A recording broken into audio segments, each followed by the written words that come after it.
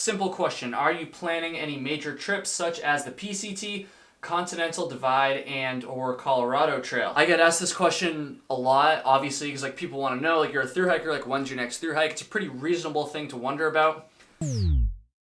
What's up everybody? Today we're going to be doing that thing that all your favorite YouTubers do and they can't think of video ideas. We're going to be doing a Q&A video. It's been a while since I've done one of these, and let's jump right into it. I made a post on the community tab. I made a post on the community tab of my channel. I can't say that word. I made a post on the community tab of my channel, as well as a post on my Patreon, plug, just asking people for questions. So we're going to go through those now. We're going to start with the Patreon ones because they are more important because they're paying me money. Jesse writes, how has the choice of becoming a hiker influenced your life for better and for worse? For better, I'm definitely in way better shape right now than I would be otherwise, because hiking is like the motivation to get outside and to stay in shape, obviously. How has it influenced me for worse?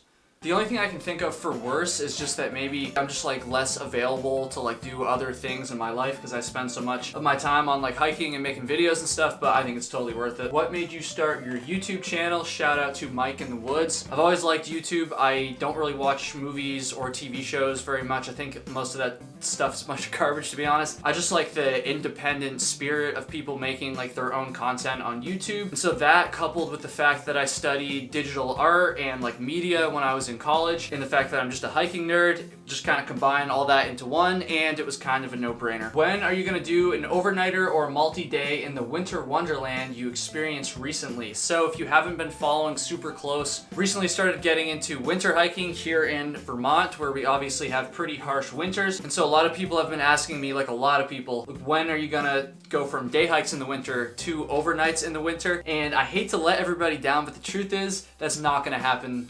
I mean, it might happen next year, but it's not gonna happen this year. It's like, yeah, I could probably jump right into it, but number one, I don't really have good winter overnight gear. I don't have a really warm sleeping bag, a really insulated sleeping pad. I barely even have like all the clothing and like gear I need to do day hikes right now. And then I also just want to get some more experience on the trail in the winter before I commit to like an overnight hike, you know, because obviously that's like a whole nother level. Like you really got to be on your stuff, and I just feel like I'm not there yet. And honestly, I just don't really have that much of a desire to do it. I've been skiing a lot. I've still been getting outside plenty this winter. And so the idea of like going out and just freezing for a night, I get why people like it, and I totally get why people want to see it, but it's not going to happen this year, guys. I'm sorry. This is a really good question from Ron. It says, how much does your YouTube channel influence where/what you hike? I.e., do you not do a hike if it won't be interesting enough for YouTube? And I thought this was a really interesting question because I honestly hadn't really thought about it that much. I've only been doing YouTube for like a little over a year, so the vast majority of my hikes have been without worrying about filming or cameras or making videos, any of that stuff. But this question really had me thinking, because I was like, maybe like subconsciously I did kind of choose my hikes over this past year based on how the video was going to be. But after I thought about it some more, I really don't think that the YouTube channel influenced where I went like whatsoever, and I'm not even kidding. And it makes sense if you think about it, because like I want to go to the coolest places regardless of whether I'm making a video of it. However, the one place where YouTube has definitely influenced like my hiking is just in the frequency of backpacking trips I did this past summer. To put it in perspective, in 2019, before I had my YouTube channel, I hiked about 230-ish miles, but this past year, Flossie and I hiked well over 400. And so I think, yeah, the biggest influence the channel had on my hiking this year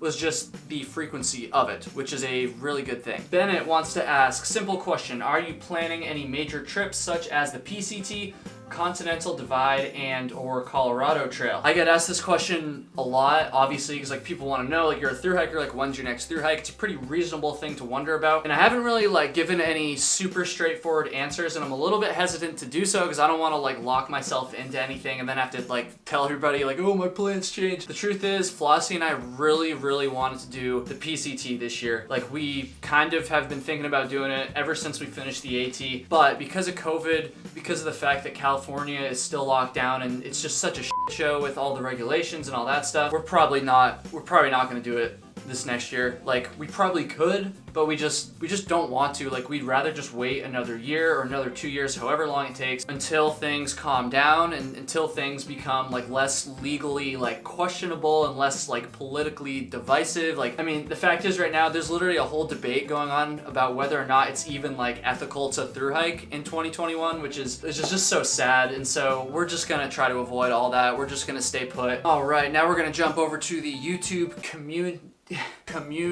tab. I think I said that right. And we're gonna answer as many of these as I possibly can, rapid fire. When you're gonna do the Superior Hiking Trail. And that's from Justin. The Superior Hiking Trail is in Minnesota. It's like between 200 and 300. I don't remember exactly how many miles it is. It's a good like short thru hike. It's a pretty famous trail, and it's a trail that I've been wanting to do for a long time just because I found out about it when I was really young, and it's always been on my radar. I don't have any plans to do it right now, but I would really, really love to in the future. I've never even been to the state of Minnesota, so I think that'd be a really cool way to experience a new state for the first time. Night hiking, can you talk a little about that? Thoughts on it, / safety tips, / when did it become a part of your hiking trip? I really don't do that much night hiking. I know there's people out there that love night hiking. They like swear by night hiking. Maybe it's a little bit more common in like the desert where the temperatures are really bad during the day and the sun and stuff, but I've really only done it a handful of times. Usually it's when I'm first starting like a weekend backpacking trip and like I worked a full day on Friday and then I gotta drive to the trailhead and hike in a couple miles, so it's like really late. So like I'm not opposed to it, but generally not gonna do it if I don't really have to. Because of that, I'm probably not like the best person in the world to ask about safety when it comes to night hiking. I will say, obviously, make sure your headlamp is fully charged. If you have a battery powered headlamp, make sure you have extra batteries for it always. When is Katie's next bonfire? I got that one a couple times. I'll let you guys know. You still haven't said how you got your trail name. Time to fess up.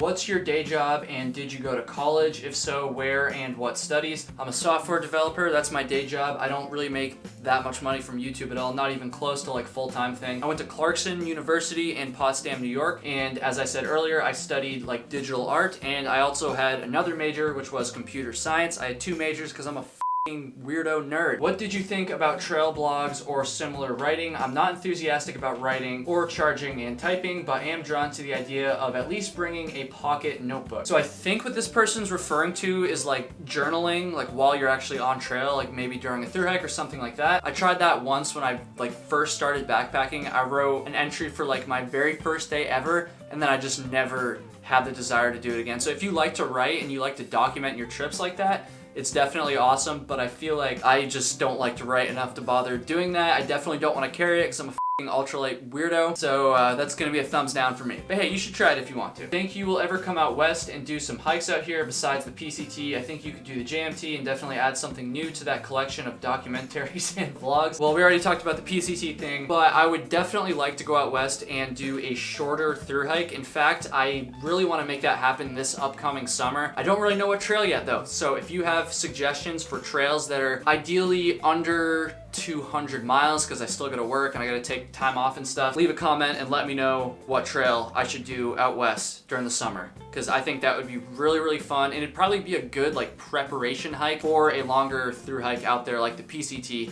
as well. How is skiing going? Combine skiing and camping for the ultimate winter experience. I'm not going winter camping, like I said. Skiing is sick though. In fact, I skied this entire weekend. I'm pretty banged up, and that's one of the reasons why I didn't want to make a harder video this week, and I just was lazy and did the Q&A video. Hey, would you ever consider the Trans 80K route? I don't know too much about that trail. I think it is just like a combination of like the Northville Placid Trail and a bunch of other trails in the Adirondacks to span like the entire length of the park. I think that's right. Leave a comment if that's right or wrong. To be honest with you, I don't really have a desire to do that. I already did the Northville Placid Trail, which takes up like a good chunk of that route, I'm pretty sure. I love the Adirondacks. I've been there a ton, but if I'm gonna spend like that much time doing a thru hike in the future, it's probably gonna be in an area that I haven't really experienced yet. Your advice for people who can only afford cheap, bulky, and often heavy gear, what's your best tips to still make it work? Just go out and use it anyways. Like seriously, I'm at the point now where I've got like a lot of nice gear. Obviously some of that comes from sponsorships. Some of it I just had before I even started this YouTube channel. Like if you can get nice gear that like works really well, like it's definitely gonna improve your hiking experience. But I will be the first person to always make it clear, You do not need the most expensive, lightest gear to still have a freaking awesome time while you're hiking. So my best advice for people who can't afford the really expensive gear, use what you got, do what you can with what you got, save your money, and if backpacking is something you really, really like, it's something you really, really want to invest in, then over time you'll be able to accumulate some better gear, and your experiences will only go up from there. Who will you follow on the AT this year? To be honest with you, Taylor, you know, the New Hampshire, like you guys know Taylor, she's like the only person I really know that's gonna be doing the AT this year. So leave a comment with some of the other people that I should be following on the AT this year. I don't really watch that many like thru hiker vlogs, but I'm definitely gonna follow Taylor. So if there's anybody else out there that's as cool as her that's gonna be thru hiking, leave a comment and maybe I will follow them, but I probably won't, I'm gonna be honest. If you could have any celebrity to hike with, who would it be? Dan Becker. What is your opinion on Dan Becker riding his e-bike? I don't care. What is the wildest WTF moment you've had on your adventures? First one that comes to mind is the time that Flossie and I had a really strange encounter with like a old lady on like some sort of drugs when we stopped at a road crossing on the Foothills Trail. We talk about it more in that video. It's one of my first videos ever, so go easy on me, but I'll link it right here. Where is the coolest place you've peed? I'm a big fan of peeing off of cliffs. If I'm hiking and I come to like a cool like overlook or cliff, I like to try to stand on the edge and pee. Oh man, I probably shouldn't be saying that. Obviously I'm not gonna do it if there's like people around, but I like to do that if I can. Favorite Vermont beer? That one I'm gonna go with Zero Gravity. Personally, their Green State Lager and their Little Wolf Pale Ale, I think. Those are my two favorite beers. So if you know anybody who works at Zero Gravity, hit them up and tell them to send me some beer. Actually, you should just go spam their social medias, Zero Gravity. Tell them that they should give me some free beer and I'll use it in the video. Most intense hike. Northfield Plaster Trail was pretty intense just because it was kind of a shit show. One time Flossie and I hiked to the forehead of Mount Mansfield on like a 85, 90 degree, like 100% humidity day, and we like kind of ripped it too. Like we didn't hike it slow. It was like really hot out and we just hiked it as fast as we could for some reason. And that was really, really intense. That was like one of the few times over the past few years where I genuinely felt like I might have to turn around because I was so gassed. Like, hit subscribe if you like these videos. Double check to make sure you're subscribed. A lot of people think they're subscribed, but they're not. I honestly do that all the time with YouTube channels. Hit like. Hit like. I always just try to do weird shit at the end of these videos so I can put up the cards. So maybe click on one of those too.